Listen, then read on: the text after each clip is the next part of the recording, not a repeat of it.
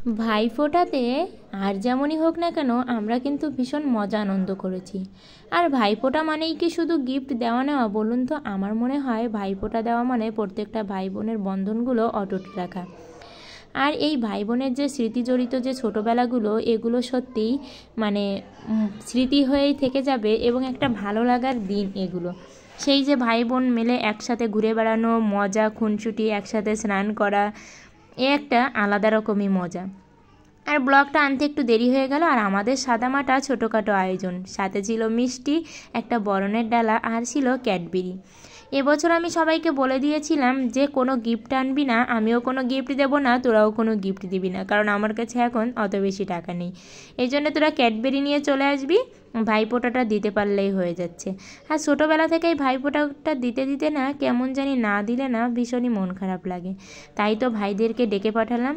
যাদেরকে ডেকেছিলাম তার ভিতরে দেখুন, এক ভাই তো সেই গ্রাম থেকে চলে এসেছে ফোঁটা নিতে, আর দুটো তো এখানে থাকতো, তাদের একজনের আবার কলেজ পড়ে গিয়েছিল, তবে সেও কিন্তু ফোঁটা নিতে ছাড়েনি, সে সন্ধ্যার পরে এসেছিল ভাইফোঁটা নিতে।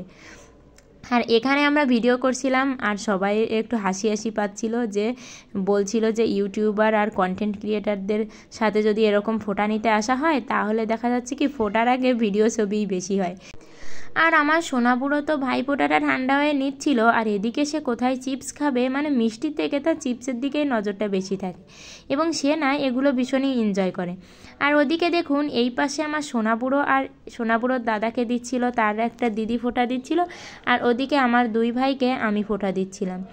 আরও কিন্তু আয়োজনে অনেক কিছুই ছিল, সেগুলো আর কিন্তু মানে শেয়ার করে উঠতে পারিনি। সকালে থেকেই ডিসিশন নেওয়া যে ভাইফোঁটা করতে হবে, হুট করে বাজারে গিয়ে মাংস কিনে এনে 4 ভাগের তরকারি রান্না করতে তো সময় লাগে। আমরা দুজনে মিলে আলাদা আলাদা করে রান্না করে তাড়াতাড়ি কাজটা করে ফেলেছিলাম।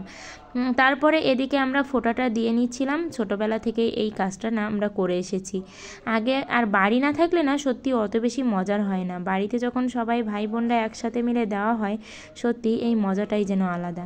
আমরা শুরুতে কাজল, চন্দন আর দইয়ের ফোঁটাটা দিয়ে এখানে সবার বুকে গীতা ছুঁয়ে দিচ্ছিলাম। আর গীতা ছাড়া যেন এসব ধর্মীয় অনুষ্ঠানগুলো একদমই অসম্পূর্ণ। তারপর এদিকে আশীর্বাদও করে নিচ্ছিলাম আমরা। ওরা তো বয়সে ছোট ছিল, তাই আমরা ওদেরকে আশীর্বাদ করছিলাম। আর এদিকে দেখুন ভাইফোঁটার এই বরণ করতে গিয়ে প্রদীপের এই শিখাটা এতটাই জ্বলছিল আর সবার মাথায় অনেক চুল, তাই তো আমরা এখানে হাসি পাচ্ছিল যে তোদের কপালে আর এই এটা আমি ছোঁয়াবো না, এভাবেই দিয়ে দিই। তাই তো দেওয়ার পরে শেষে কিন্তু মিষ্টি খাওয়াচ্ছিলাম। আর মিষ্টি খাওয়াতে গিয়ে যা ছবি তুলেছি তার তো একটাই আপনারা দেখেছেন, মানে থাম্বনেইলে তো অবশ্যই আমার মিষ্টি খাওয়ানোর ছবি দেখেছেন। মানে ছবিটা তুলেছি আর ক্যামেরাম্যান এমনভাবে ছবিটা তুলেছে, মানে ছবিগুলো না কোথাও পোস্ট করতে পারিনি, শুধু এখানে থাম্বনেইলেই দিয়ে দিলাম।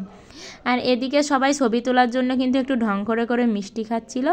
আর আমাদের এই ছোট ভাইফোঁটার অনুষ্ঠানটা আপনাদের কেমন লেগেছে অবশ্যই কিন্তু কমেন্টে জানাবেন।